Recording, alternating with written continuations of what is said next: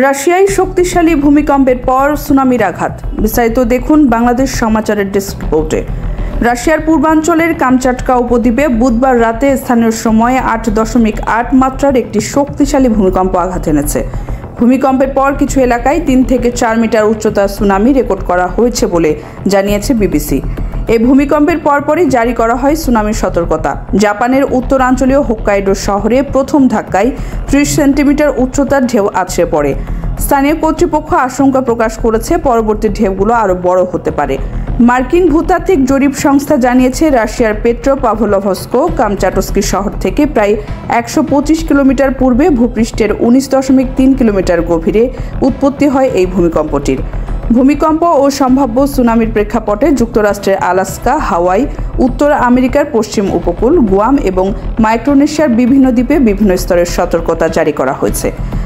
হাওয়াইয়ের big আইল্যান্ডের উপকূলীয় হোটেলগুলো ইতোমধ্যে অতিথিদের নিরাপদ স্থানে সরিয়ে নেওয়ার প্রক্রিয়া শুরু করেছে।